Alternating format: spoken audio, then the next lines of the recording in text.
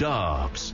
Welcome back. Global warming is a complex, controversial issue, and on this broadcast, we have been critical of both sides in this debate. We've challenged the orthodoxy surrounding global warming theories and questioned more evidence on the side of the ice age in prospect in the minds of some. In point of fact, research, some of it shows that we could be heading toward cooler temperatures, and it's a story you will only see here on Lou Dobbs Tonight. Inez Ferre has our report. Will the day after tomorrow bring a deep freeze like that shown in the movie? Research more than 50 years ago by Serbian astrophysicist Milankovic suggests that ice ages run in predictable cycles and that the Earth could soon go back into one. How soon? In science terms, it can be thousands of years.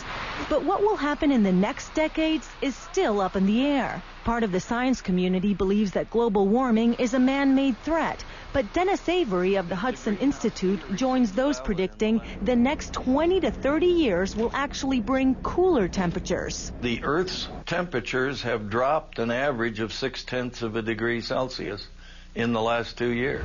The Pacific Ocean is telling us, as it has told us 10 times in the past 400 years, you're going to get cooler. Avery points to a lack of sunspots as a predictor for lower temperatures, saying the effects of greenhouse gas warming have a small impact on climate change. Believers in global warming, like NASA researcher Dr. Gavin Schmidt, disagree. The long-term trend is clearly towards warming, and those changes in carbon dioxide completely dwarf any changes due to the solar cycle. In a speech last week, President-elect Obama called for the creation of a green energy economy. Still, others warn that no matter what you think about climate change, new policies would essentially have no effect. There's very little we can do about it. Any effort to restrict the use of carbon dioxide is going to hurt us economically and have zero effect on the climate. As Singer says, a lot of pain for no gain. And 3 independent researchers. The National Oceanic and Atmospheric NOAA Administration has got some very good records on temperatures, average temperatures in the United States dating back to 1880. And here's what these numbers look like. You've all seen those, but to help us all, the audience, and most of all me, to get through this, these show the warmest years on record.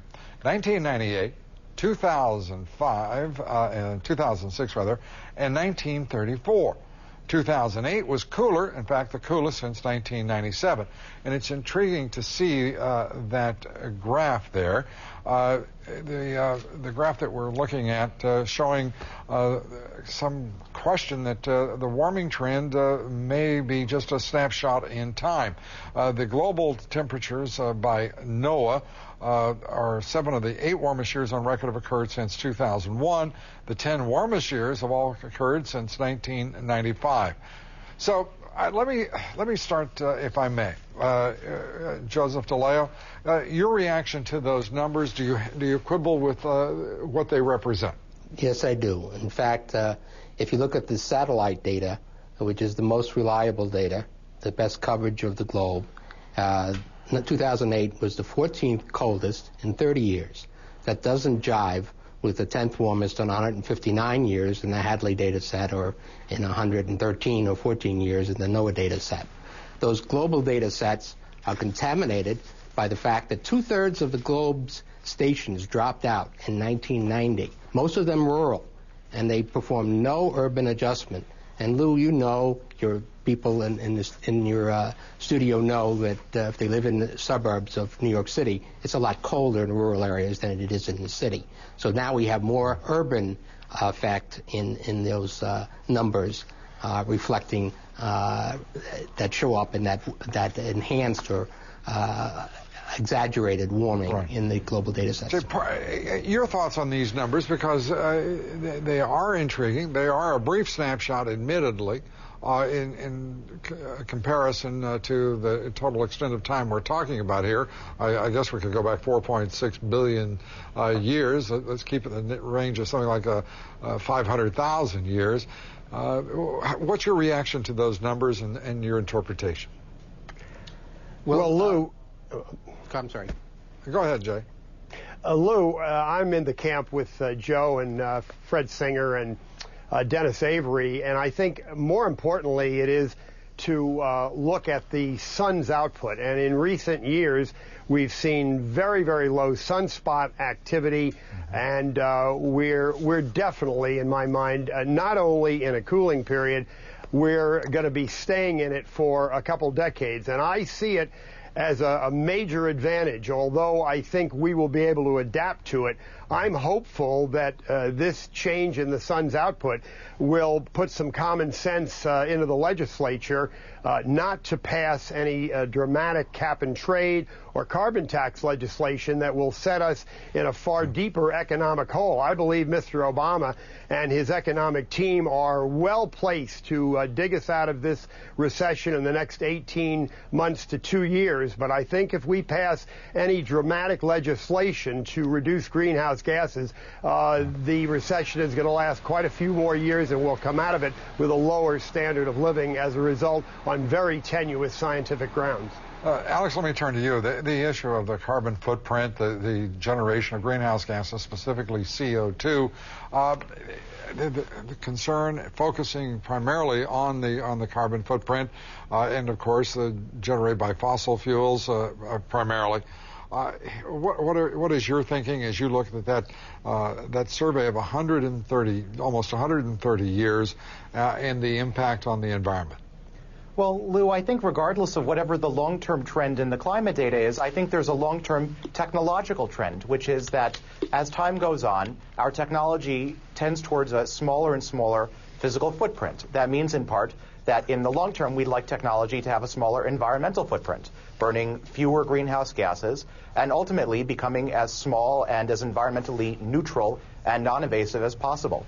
So I think regardless of the climate trend, I think we're going to see less and less environmentally impactful technologies. And you know, to be straightforward about this, I mean, that's sort of where I come down. I don't know that it matters to me whether there is global warming or we're moving toward an ice age. It seems really that, Joe DeLeo, that we should be reasonable stewards of the planet. And the debate over whether it's global warming or whether it is moving toward perhaps another ice age or it's simply business as usual is almost moot here in my mind. I know that will infuriate the advocates of global warming as well as the folks who believe we're headed toward another ice age. What's your reasoning? I agree with you, Lou.